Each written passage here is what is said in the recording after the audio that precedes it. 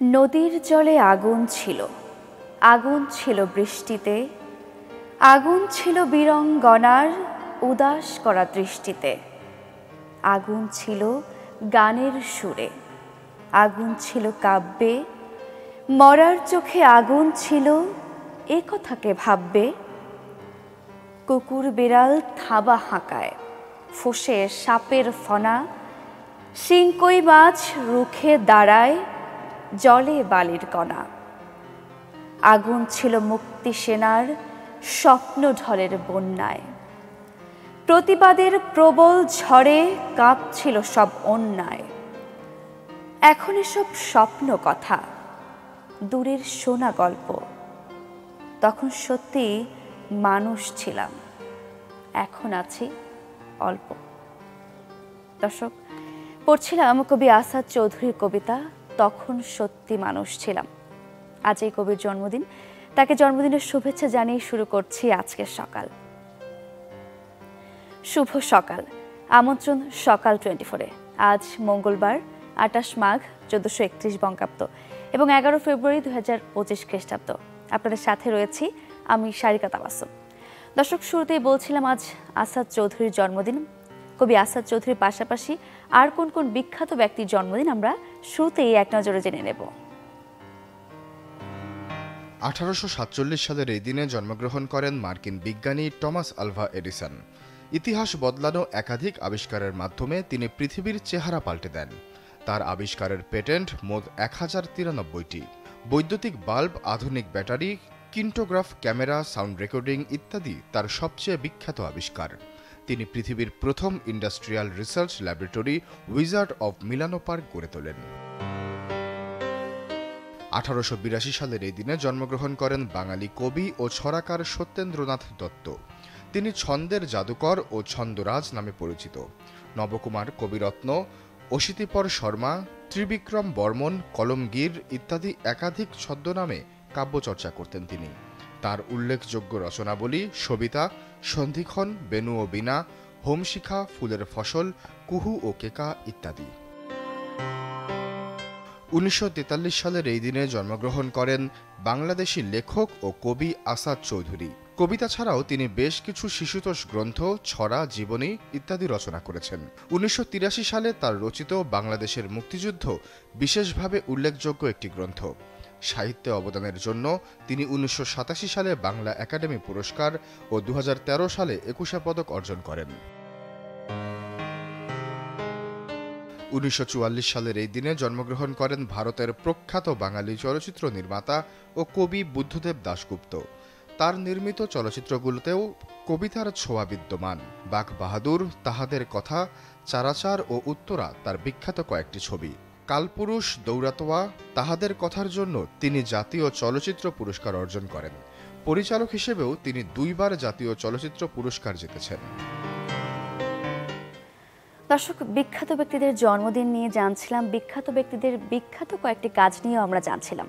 বিখ্যাত ব্যক্তি তো বটেই, সেই সাথে সাথে আপনারা যারা সকাল 24-এর সাথে আছেন, আপনারা যারা আমাদের সাথে রয়েছেন, আজ আপনাদের যাদের জন্মদিন তাদেরকে সকাল 24-এর পক্ষ থেকে জানাই অনেক অনেক শুভেচ্ছা। আপনাদের দিনটি অনেক ভালো কাটুক এই কামনা করছি। দর্শক, এবারে চলে যাব আমাদের আরও একটি নিয়মিত আয়োজন আবহাওয়া বার্তায়। আমরা দেখে নেব গেল 24 ঘন্টার তাপমাত্রার রেকর্ড, সেই সাথে সাথে আজকের দিনের আবহাওয়ার পূর্বাভাস। ঢাকায় গেল 24 ঘন্টায় সর্বোচ্চ তাপমাত্রা শনাক্ত হয়েছে 28.9 ডিগ্রি সেলসিয়াস, সর্বনিম্ন তাপমাত্রা ছিল 15 ডিগ্রি সেলসিয়াস। রাজশাহীতে সর্বোচ্চ তাপমাত্রা 28.2, সর্বনিম্ন 11.4। রংপুরে সর্বোচ্চ তাপমাত্রা 25.8, সর্বনিম্ন 13.3। ময়মনসিংহে সর্বোচ্চ তাপমাত্রা শনাক্ত হয়েছে 26.2 ডিগ্রি সেলসিয়াস, সর্বনিম্ন তাপমাত্রা ছিল 13.4 ডিগ্রি সেলসিয়াস। সিলেটে গেল 24 ঘন্টায় সর্বোচ্চ তাপমাত্রা শনাক্ত হয়েছে 26.8 ডিগ্রি সেলসিয়াস, সর্বনিম্ন তাপমাত্রা ছিল 13.8 ডিগ্রি সেলসিয়াস। চট্টগ্রামে সর্বোচ্চ তাপমাত্রা 29, সর্বনিম্ন 15.3। খুলনায় সর্বোচ্চ তাপমাত্রা 30.5, সর্বনিম্ন 14। বরিশালে সর্বোচ্চ তাপমাত্রা শনাক্ত হয়েছে 29.8 ডিগ্রি সেলসিয়াস, সর্বনিম্ন তাপমাত্রা ছিল 13.2 ডিগ্রি সেলসিয়াস। গেল 24 ঘন্টায় দেশের সর্বনিম্ন তাপমাত্রা শনাক্ত হয়েছে তেঁতুলিয়ায় 10.7 ডিগ্রি সেলসিয়াস। সর্বোচ্চ তাপমাত্রা ছিল টেকনাফে 31.3 ডিগ্রি সেলসিয়াস। আজ সারা দেশে রাত এবং দিনের তাপমাত্রা সামান্য বৃদ্ধি পেতে পারে। গাদা, জিপসি, মামস, ক্যালেন্ডুলা, ডালিয়া, গ্লাউডিয়াস আর জারবেরের মতো বাহারি রঙের ফুলে ভরে উঠতে শুরু করেছে বাজার। ভালোবাসা দিবস, বসন্ত আর ভাষার মাস জুড়ে ফুলের ব্যবসায়ীদের সুদিনের স্বপ্ন। দর্শক, আমরা একটু ফুলের বাজার দর নিয়ে জেনে আসবো। আমরা চলে যাব নারায়ণগঞ্জে, সেখান থেকে যুক্ত হচ্ছেন সহকর্মী আহসান সাদিক। আহসান সাদিক, শুভ সকাল। আমরা দেখতেই পাচ্ছি আপনি একটি ফুলের বাজারে দাঁড়িয়ে আছেন। ফেব্রুয়ারি মাস চলছে, আর এই ফেব্রুয়ারি মাস জুড়ে ব্যবসায়ীদের প্রস্তুতি কেমন দেখছেন? সারিকা, সেই ভোরের আলো ফোটার আগ থেকেই কিন্তু নারায়ণগঞ্জে যে উকিলপাড়া যে ফুলের বাজারটি রয়েছে, পাইকারি বলি বা খুচরা, এখানে কিন্তু ক্রেতা বিক্রেতাদের হাক ডাকে কিন্তু মুখর হয়ে থাকে সকাল থেকে, ভোর থেকে। এবং আপনাকে যদি বাজারের অবস্থাটি জানাই, এখানে আপনি যেটি বলছিলেন যে আসলে সামনে কিন্তু ভালোবাসা দিবস এবং সেই সাথে বসন্ত এবং ভাষার মাস, এটিকে কেন্দ্র করে কিন্তু যে একটি বিশেষত্ব যে ফুলের সরবরাহ, সেটি কিন্তু বেড়ে গেছে এই বাজারে। এবং আরেকটি বিশেষত্ব আছে এই বাজারের, ঠিক পাশে নদীর ওই পারে কিন্তু বন্দর উপজেলা রয়েছে, এবং এই বন্দর উপজেলায় সাবদিতে বলা হয়ে থাকে সারা বাংলাদেশের একটি অন্যতম যে ফুলের উৎপাদনের যে জায়গা, সেটি কিন্তু এটি। এবং সবচেয়ে বিশেষত্ব হচ্ছে এই বাজারের ফুলের যে তাজা যে বিষয়টি, সেটি কিন্তু বেশি এবং সচেতনতা বেশি পেয়ে থাকেন ক্রেতারা। কারণ হচ্ছে সেই বাজার থেকে ফুল কিন্তু এখানে সেই ভোরে সরবরাহ হয়ে থাকে। আর আরেকটি বিষয় হচ্ছে যে এখানে যে ফুলগুলি রয়েছে, এই বিক্রেতারা কিন্তু অধিকাংশই সেই সাবদি ফুলের ওখান থেকেই কিন্তু আসলে যারা উৎপাদক বা যদি বলি যারা আসলে চাষ করে থাকেন, তারাই কিন্তু এই বাজারে ফুল বিক্রি করে থাকে। আর আরেকটি বিষয় যে সাধারণ ক্রেতা এখানে যারা রয়েছেন, তারা আসলে শুধু এই ভাষার মাস এবং ভালোবাসা দিবসকে কেন্দ্র করেই কিন্তু এখানে আসলে মূলত ফুল কিনে না, সারা বছর জুড়েই তাদের যে প্রয়োজনীয় নান্দনিকতা, ঘরের সৌন্দর্য বর্ধনের জন্য বা সনাতন ধর্মের যারা রয়েছেন, তারা তাদের পুজোর কাজ চালানোর জন্য যে ফুলটি লাগে, সেটিকে কিন্তু আসলে এই বাজার থেকেই তারা আসলে কিনে থাকেন। এবং এই বাজারে দেশীয় ফুল ছাড়া আরেকটি বিশেষত্ব হচ্ছে যে সতেজ গোলাপ, সেটি কিন্তু এই বাজারে যে ক্রেতা রয়েছেন তাদের কিন্তু আসলে সন্তুষ্টি রয়েছেন তারা এটি পেয়ে। শুধু দেশীয় গোলাপ নয়, সেই পাশাপাশি যে বিদেশি যে সকল গোলাপের জাত রয়েছে, সেগুলো কিন্তু এই বাজারে সারিকা পেয়ে থাকেন। এবং যে ক্রেতা, তাদের কিন্তু আসলে সন্তুষ্টি বলা যায় সেই নারায়ণগঞ্জের এই বাজার থেকে। আর এই বাজারের শুধু ফুলের নারায়ণগঞ্জের স্থানীয় চাহিদা পূরণ নয়, এই বাজার থেকে কিন্তু আসলে যে সারা বাংলাদেশের বিভিন্ন জেলায় কিন্তু ফুল সরবরাহ হয়ে থাকে। এবং রাজধানী শাহবাগের ফুলের যে চাহিদাটি এই বাজার থেকেই নাকি আসলে অধিকাংশ পূরণ করা হয়ে থাকে বলে এখানের যে পাইকারি ব্যবসায়ী রয়েছেন তারা আমাদেরকে জানিয়েছে। তো বলা যায় এখানে সর্বশেষ পরিস্থিতি ছিল আমার কাছে। আহসান সাদিক, আপনাকে অসংখ্য ধন্যবাদ। দর্শক, আমরা ফেব্রুয়ারি মাস জুড়ে ফুল ব্যবসায়ীদের প্রস্তুতি নিয়ে জানছিলাম। আমরা চলে গিয়েছিলাম নারায়ণগঞ্জে। আমরা শুনছিলাম নারায়ণগঞ্জের ফুল শুধু নারায়ণগঞ্জে না, সারা দেশেই সরবরাহ করা হচ্ছে। দর্শক, এবার একটু আমরা সাতক্ষীরায় চলে যাব। চলছে বড়ইয়ের ভরা মৌসুম, আর সাতক্ষীরায় দিন দিন বেড়েছে বড়ই চাষ। এবারও নানা জাতের বড়ইয়ের বাম্পার ফলন হয়েছে। জেলার চাহিদা মিটিয়ে এসব বড়ই বিক্রি হচ্ছে রাজধানী সহ দেশের বিভিন্ন জেলায়। বড়ই উৎপাদন ও বিক্রি সম্পর্কে আমরা জানবো। সাতক্ষীরা থেকে যুক্ত হচ্ছেন সহকর্মী আমিরা বিলকিস ময়না। ময়না, শুভ সকাল। আমরা বলছিলাম সাতক্ষীরার বড়ই জেলার চাহিদা মিটিয়ে কিন্তু সারা দেশেই সরবরাহ করা হচ্ছে। আসলে ব্যবসায়ীরা কিংবা বড়ই চাষিরা কতটা লাভবান হচ্ছে? সারিকা, আপনাকে ধন্যবাদ। আমি দাঁড়িয়ে আছি সুলতানপুর বড় বাজারে। এই বাজারে এখন প্রচুর বড়ই কিন্তু এখানে লাট দেয়া আছে। প্রতিটি আড়তে খেয়াল করলে দেখা যাবে যে বড়ই লাট দেয়া আছে। এবং আমি একটু দেখাতে চাই আমার পিছনে যে এই যে বড়ইয়ের বস্তা, এসব বড়ই কিন্তু বিভিন্ন জায়গা থেকে বলতে তালা এবং কলারোয়াতে সবচেয়ে বেশি উৎপাদন হয় এবং সাতক্ষীরা সদরেও কিছু উৎপাদন হয়। এই সব কুলের মধ্যে আছে বাউকুল, বলসুন্দরী, কাশ্মীরি, থাই, নারিকেলে কুল, বিলেতি কুল এবং টককুল। এই প্রকারভেদে এর দামও কিন্তু সেরকম, যেমন হচ্ছে 25 টাকা থেকে শুরু করে 200 টাকা পর্যন্ত কেজি দরে কুল বিক্রি হচ্ছে, যা একেবারে আপেলের সমান দাম। এবং বিভিন্ন কুলের কিন্তু বিভিন্ন ধরনের চাহিদা আছে।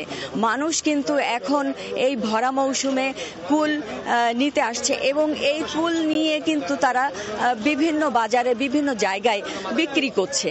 যেমন সাতক্ষীরা 7টি হেরিটেজ আছে, সন্দেশ, ওল, চিংড়ি এবং এই কুল।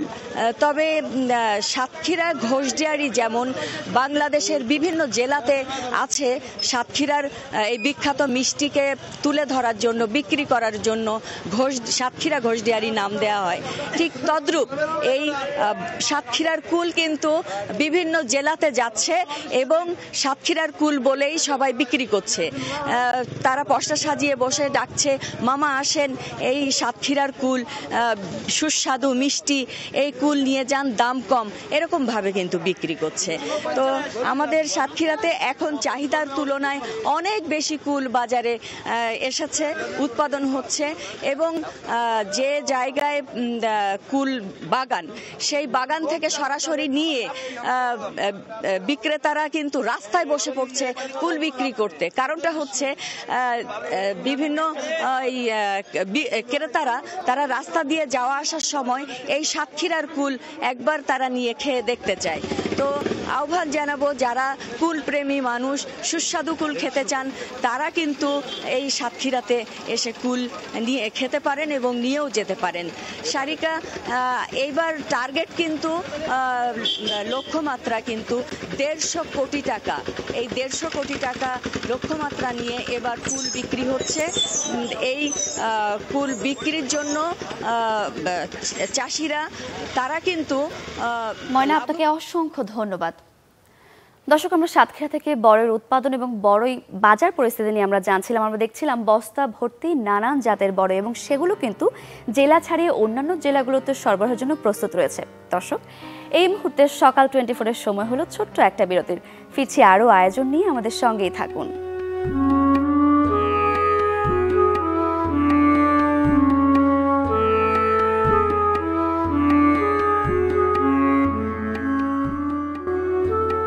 ফিরে এলাম বিরতির পর, আবারও আমন্ত্রণ সকাল 24-এ। আপনাদের সাথে রয়েছি আমি সারিকা তাবাসসুম। দর্শক, আয়োজনে এই পর্যায়ে একটু সকাল সকাল পত্রিকার পাতায় চোখ না বোলালেই নয়। আমাদের হাতে রয়েছে কয়েকটি পত্রিকা। আমরা শুরু করব সমকাল দিয়ে। শুরুতেই তবে সমকালের শিরোনামটি দেখে নিচ্ছি। ডিসেম্বরের মধ্যে নির্বাচন, আশ্বস্ত করল সরকার। প্রধান উপদেষ্টার সঙ্গে বৈঠকের পর বিএনপি, জাতীয় নির্বাচনের আগে স্থানীয় সরকার নির্বাচন নয়, সাম্প্রতিক ঘটনাবলীর দায় সরকার এড়াতে পারে না। আওয়ামী লীগকে বিচারিক প্রক্রিয়ায় আনার দাবি, রাজনৈতিক দলগুলোর সঙ্গে বৈঠক শুরু 15 ফেব্রুয়ারি। প্রবৃদ্ধি অর্জনের চেয়ে জোর মূল্যস্ফীতি নিয়ন্ত্রণে, মূল্যস্ফীতি 7 থেকে 8% নামিয়ে আনার লক্ষ্য। নতুন মুদ্রানীতি ঘোষণা, সব নীতি অপরিবর্তিত, ডলারের বিনিময় হারে স্বস্তি।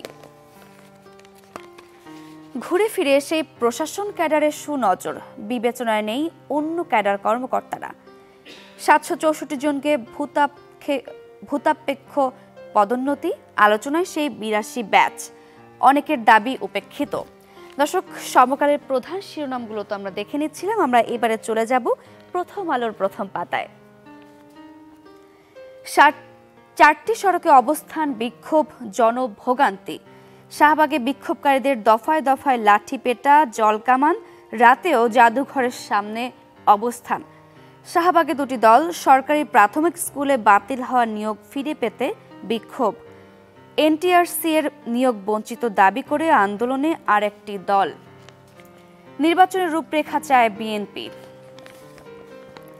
প্রাথমিক শিক্ষকদের বেতন গ্রেড বৃদ্ধি, পদ পরিবর্তনের সুপারিশ, পরামর্শক কমিটির প্রতিবেদন। দেশের সরকারি প্রাথমিক বিদ্যালয়ের শিক্ষকদের বেতন গ্রেড 1 ধাপ বৃদ্ধি এবং সহকারী শিক্ষকের বিদ্যমান পদ বিলুপ্ত করে নতুন পদবির সুপারিশ করেছে প্রাথমিক শিক্ষার মানোন্নয়নে সরকার গঠিত পরামর্শক কমিটি। দর্শক, প্রথম আলোর প্রথম পাতায় তো চোখ বুলাচ্ছিলাম, আমরা চলে যাব এবারে দৈনিক ইত্তেফাকে। মহারাজ মিরাজ তোফাজ্জল ও সরকারি কর্মকর্তারা মিলে ১,৬৪৭ কোটি টাকা লুটপাট। এটি ইউনিক দুর্নীতি, কাজ না করেই বিল, বলেছেন আসিফ মাহমুদ। ১২ অর্থ পাচারকারীকে চিহ্নিত করা হয়েছে। পাচার হওয়া অর্থ ফেরত আনতে আন্তর্জাতিক প্রতিষ্ঠানকে নিয়োগ দেওয়া হচ্ছে। যুক্তরাজ্যের প্রতিনিধি দল বাংলাদেশ ঘুরে গেছে, সুইজারল্যান্ডের প্রতিনিধি দলও আসছে। ১৩ বছরেও হত্যার মোটিভ উদ্ঘাটিত হল না। সাংবাদিক দম্পতি সাগর সরোয়ার ও মেহেরুন রুনির হত্যাকাণ্ডের ১৩ বছরেও মামলার তদন্তের কোনো কুল কিনারা হয়নি, তাই নিয়ে একটি শিরোনাম এখানে করা হয়েছে। ডেভিল হান্টে আরও ৩৪৩ জন গ্রেপ্তার, অন্যান্য অভিযানে গ্রেফতার ১,৫২১। দর্শক, দৈনিক ইত্তেফাকের পরে আমরা চলে যাব কালের কণ্ঠের শিরোনামে। উচ্চ সুদ বহাল রেখেই মুদ্রানীতি ঘোষণা। ৬ মাস সুদের হার কমানোর চিন্তা নেই কেন্দ্রীয় ব্যাংকের, নতুন মোড়কে পুরানা মুদ্রানীতি। নীতি সুদহার 10% বহাল, বেসরকারি খাতে ৯.৮% ঋণ প্রবৃদ্ধির লক্ষ্যমাত্রা।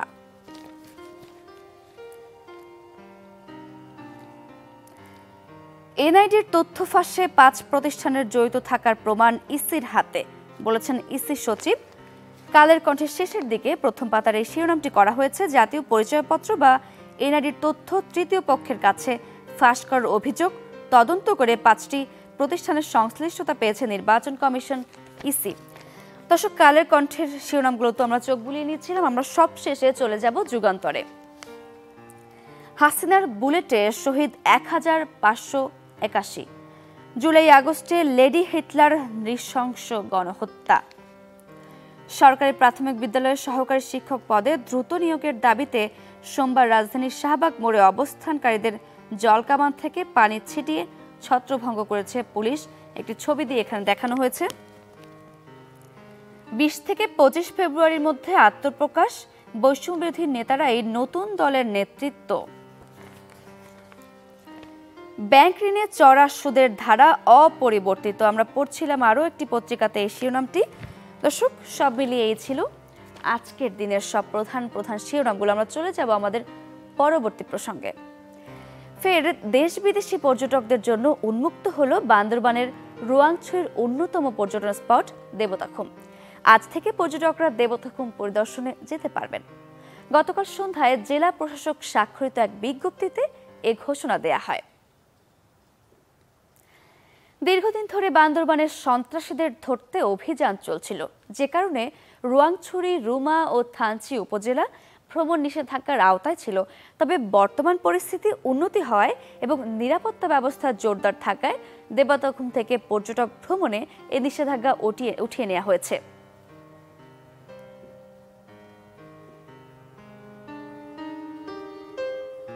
দর্শক, শুরুতেই বলছিলাম ১১ ফেব্রুয়ারি এই দিনটি কিন্তু ঐতিহাসিকও বটে। দর্শক, আজকের এই দিনটি কেন ঐতিহাসিক, কি কি উল্লেখযোগ্য ঘটনা আজকের এই দিনে ঘটেছিল, আমরা এবারে এক নজরে দেখে নেব। ১৫৫৬ সালের আজকের এই দিনে সম্রাট আকবর সিংহাসনে আরোহণ করেন। ১৯৬৪ সালে তাইওয়ান ফ্রান্সের সাথে কূটনৈতিক সম্পর্ক ছিন্ন করে। ১৯৭২ সালের এই দিনে বাংলাদেশকে লুক্সেমবার্গ, নেদারল্যান্ডস, বেলজিয়াম ও আয়ারল্যান্ড স্বীকৃতি দেয়। ১৯৭৮ সালের আজকের এই দিনে চীন কর্তৃক অ্যারিস্টটল, শেক্সপিয়ার এবং ডিকেন্সের ওপর গবেষণাকর্ম নিষিদ্ধ ঘোষণা করা হয়। ১৯৭৯ সালের এই দিনে আয়াতুল্লাহ রুহুল্লাহ খামেনির নেতৃত্বে ইরানে ইসলামিক শাসন প্রতিষ্ঠা হয়। ১৯৯০ সালের আজকের এই দিনেই ২৭ বছরের বন্দিত্ব শেষে দক্ষিণ আফ্রিকার অবিসংবাদিত নেতা নেলসন ম্যান্ডেলা কারাগার থেকে মুক্তি লাভ করেন। দর্শক, এবার একটু সকাল সকাল বাজার পরিস্থিতির খবর না জানলেই নয়। আমরা প্রতিদিনই চেষ্টা করি বিভিন্ন জেলা থেকে বাজার পরিস্থিতির খবর আপনাদের জানাতে। আজ আমরা চলে যাব ময়মনসিংহে। ময়মনসিংহের মেছুয়া বাজার থেকে যোগ দিচ্ছেন আমাদের সহকর্মী সুলতান মাহমুদ কনিক। অনেক শুভ সকাল। আপনি আছেন ময়মনসিংহের মেছুয়া বাজারে, কেমন দেখছেন আজকের বাজার পরিস্থিতি? সারিকা, শুভ সকাল। বর্তমানে যে বাজারটিতে আছি এটি ময়মনসিংহ নগরীর সবচেয়ে বড় পাইকারি বাজার এবং এটি ভোর থেকেই এই বাজারে প্রচুর সংখ্যক ক্রেতার সমাগম হয়ে থাকে। বিশেষ করে যারা খুচরা ব্যবসায়ী আছেন এই বাজার থেকে পণ্য ক্রয় করে তারা আশপাশের বিভিন্ন এলাকায় নিয়ে যায় এবং ভ্রাম্যমাণভাবেও অনেকে সবজি বিক্রি করে থাকে। ওয়ার্ডের বিভিন্ন এলাকা গলি সেখানেও কিন্তু তারা এই ভ্রাম্যমাণভাবে তারা এই সবজি বিক্রি করে থাকে। তো একটি বিষয় আপনাকে জানিয়ে রাখি যে শীতের শেষ সময়ে শীতকালীন যে সবজি ছিল সেটি কিন্তু প্রচুর পরিমাণে সরবরাহ রয়েছে এখনো পর্যন্ত বাজারে। এই প্রচুর সরবরাহ থাকার কারণে মানুষের মাঝে এক ধরনের স্বস্তি বিরাজ করছে। বিশেষ করে প্রায় সময় আমরা যে বিষয়টি দেখে থাকি যে অনেক সময় মরিচের যে ঝাঁজ সেটাও কিন্তু মানুষকে অনেক সময় অস্বস্তিতে ফেলে, বিশেষ করে 200-300 টাকা পর্যন্ত কেজি হয়ে যায়। তবে আজকে মেছুয়া বাজারের যে চিত্র, যে বাজার দর, সেটি হচ্ছে মরিচের কেজি বিক্রি হচ্ছে 25 টাকা করে, অর্থাৎ অনেক কম দামে বিক্রি হচ্ছে। এর বাহিরেও নিত্য প্রয়োজনীয় যে সকল সবজি রয়েছে, টমেটো বিক্রি হচ্ছে এখানে পাইকারি দামে 10 থেকে 12 টাকা কেজি, খুচরায় সেটি 15 টাকা কেজি পর্যন্ত বিক্রি হয়ে থাকে। বেগুন বিক্রি হচ্ছে 20 টাকা কেজি, শসা বিক্রি হচ্ছে 20 টাকা কেজি।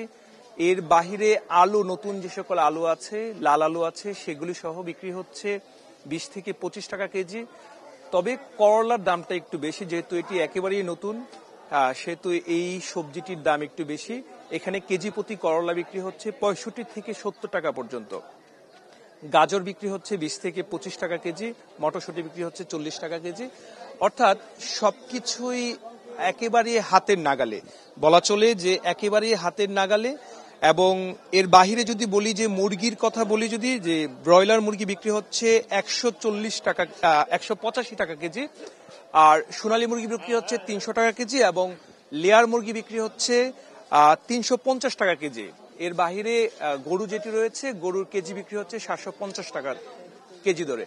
সারিকা, বলা চলে শুধুমাত্র ভোজ্য তেলের যে দাম সেটি কিন্তু একটু ঊর্ধ্বমুখী।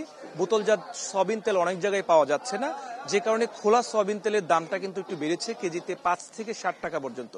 এদিকে যেন একটু নজরদারি বাড়ানো হয়, সংশ্লিষ্টরা যারা আছেন তারা যেন একটু নজরদারি বাড়ায়, এই বিষয়টি বলছেন যারা ক্রেতা সাধারণ এসেছেন বাজার করতে।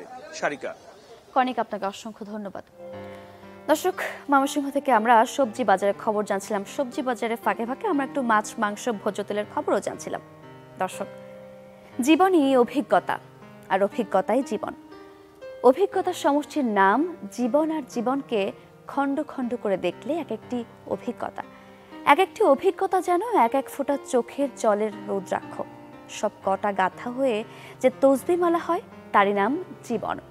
পড়ছিলাম সৈয়দ মুজতবা আলীর বিখ্যাত উক্তি, বাংলা সাহিত্যের অন্যতম রম্য রচয়িতা ও জীবন বোধের নানামুখী অভিজ্ঞতায় পরিপূর্ণ সাহিত্যিকের আজ মৃত্যুবার্ষিকী।